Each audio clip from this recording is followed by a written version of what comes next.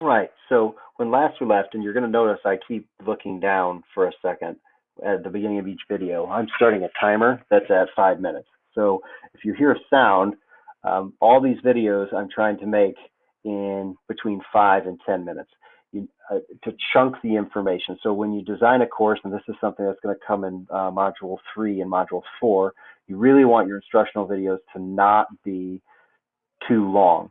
Um, Research is kind of out there. There's kind of an argument on it, but 5 minutes seems to be good. 10 minutes starts to get too long. But anyway, so when we last left, we were here and we had just turned on editing from this menu up here, right here, as would say on. So now we have this general section. And when you build a course, either blended or normal online course, any course you build, you should be building it in preparation for um, that potential of being disconnected from your students. So when you build a course like that, you have to build in certain safety measures, for lack of a better term, of how you want things to go. Because once you go to blended or online learning or remote learning or whatever you're going to call it, you remove the teacher-student interaction. And so now you are used to taking care of questions right there and then. You're not going to be there and then. It's going to be very asynchronous. You're not hooked up to the phone lines 24/7 and all that kind of stuff where kids can just ask a question. So you have to lay out your course so that it is intentionally easy to navigate, and everybody has all the answers that you can possibly think of, and that you've said, okay, here's the pattern we're going to follow, this is what we're going to do. All those different things have to be in place. So as you go forward thinking about how you want your course to look, remember all those best practices of consistency, transparency, and then as a teacher, you have to be there for them, because the other part of this is once you put your material online in any way, shape, or form, what has been shown to happen is that if the student doesn't feel that the teacher is there or there's a community there helping them, then they will disconnect from that technology and they won't do well. Okay, they will disconnect and not have any. Um, they just don't. They just don't learn that way. They need that feeling of community and grouping. It's just the way it is. So when we get to these sections, we have, I'll just call these sections for now. If you want to change the name, like this one is called General, so it's always good to have a welcome section or a start here section or whatever you want to name it. So all you do, and if you didn't see that, I clicked on the pencil and you just type in welcome and you hit enter. If you don't hit enter, it won't change. Now, let's say you want more than the welcome. You want to put a picture in, or you want to say a little bit about yourself. Then always over to the right, in line with whatever you're trying to change, there's an edit button, and this one just has one thing, and it says edit section. So when we go into edit section, we get into the guts of Moodle classes in general.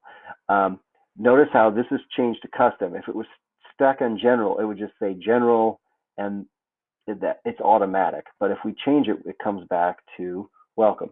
This part here is when you build a Moodle course, this is the main piece. Every box will be this. It's a text editor, but it's basically kind of a mini web page editor. And the biggest button to remember is here, because this brings down all your extra options. If you're just typing text or whatever and you want to put in some pictures, you can do the top. But if you need some extra pizzazz, you can go down here, and the magic button is really down here, because if you can't get something to work, and this is something where you might have to ask me the first couple times or look up some videos, either way, is this is an HTML editor. So if you need something on this page and you can't figure it out, you can actually put in the HTML code and you can get it to work. Like if you want to change the color of the text or something like that, you can actually code it in. So you can make it look better than it naturally is. But let's say I want to say hello, how are you, or something like that. And using this text editor, see these things up here. So this is adding a picture, this is adding a video. These two over here don't work right now, but eventually maybe they will, where you could record audio right here in the Moodle, or you could record video right here in the Moodle.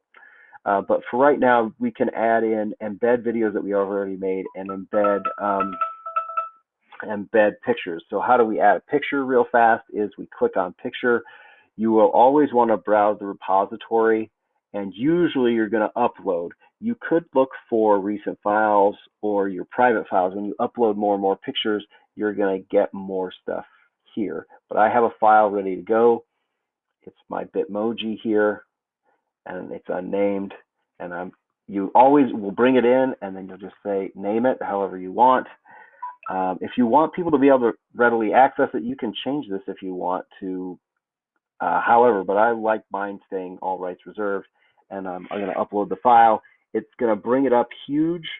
Then you're going to just have to play around with the size, because if you're going to have to put in a description. This is for UDL purposes, so if somebody with a screen reader moves over the top of it, it'll say what's in this description. And when I go save image, you'll see it's huge right here. So I want it smaller. So I'm just going to make it smaller by changing the pixel size, like so. Oops. And it will automatically change it. And then I don't like it on the bottom. I want it on the right. So it's going to move it over. You can see you can move it. You got to just play with it. And then when you're done, you'll click save. So that's how, and see, it's still too big. I don't like how big it is that way. So I'm going to go back to edit section, and I'm going to double click on it again, and see how I didn't auto size it. So now I'm going to auto size it and see what happens. Now it makes it look a little better. And there, it looks a little smaller. That auto size is really big because it keeps the aspect ratio so it doesn't look all stretched and weird like it did before. Okay, so that is changing that first little section. We'll come back and we'll start talking about announcements and adding extra things in the modules that and the activities and resources that you'll, in general, start out with. There's more than enough in there to really blow your mind, but we'll start with the few simple ones that you usually need, and then if we need to, we can go from there. All right. See you later.